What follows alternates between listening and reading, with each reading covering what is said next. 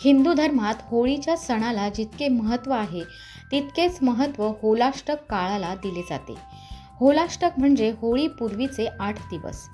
ज्योतिषशास्त्र आणि धर्मशास्त्रानुसार या 8 दिवसात सर्व ग्रह उग्र स्वरूपात असतात. त्यामुळे या काळात कोणतेही शुभ कार्य करणे वर्ज्य मानले जाते. 2026 मध्ये होलाष्टक कधी सुरू होणार आणि या काळात कोणत्या गोष्टींची काळजी घ्यावी याची सविस्तर माहिती या व्हिडिओच्या माध्यमातून जाणून घेऊ. होलाष्टक 2026 तारीख आणि वेळ कुठली आहे ते बघूयात.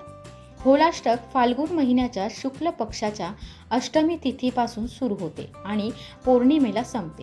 यावर्षी होलाष्टकची सुरुवात 24 फेब्रुवारीपासून होत आहे, तर याची समाप्ती 3 मार्च 2026 मंगळवारी होत आहे.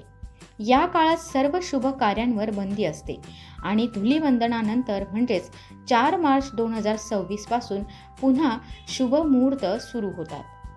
होलाष्टक काळात या गोष्टी करू नयेत. शास्त्रानुसार या 8 दिवसात ग्रहांची स्थिती प्रतिकूल असल्याने काही गोष्टी या काळात टाळाव्यात. होलाष्टक काळात विवाह करणे अत्यंत अशुभ मानले जाते. या काळात झालेल्या विवाहामुळे वैवाहिक सुखात बाधा येते अशी मान्यता आहे. नवीन घरात प्रवेश करणे किंवा नवीन वास्तूचे बांधकाम सुरू करणे या काळात टाळावे. कोणत्याही नवीन उद्योगाची किंवा व्यवसायाची सुरुवात या 8 दिवसात करू नये. बालकांचे बारसे, मुंज किंवा इतर कोणतेही संस्कार या काळात केले जात नाहीत. नवीन वाहन, दागिने किंवा मालमत्ता खरेदी करणे शक्यतो टाळावे.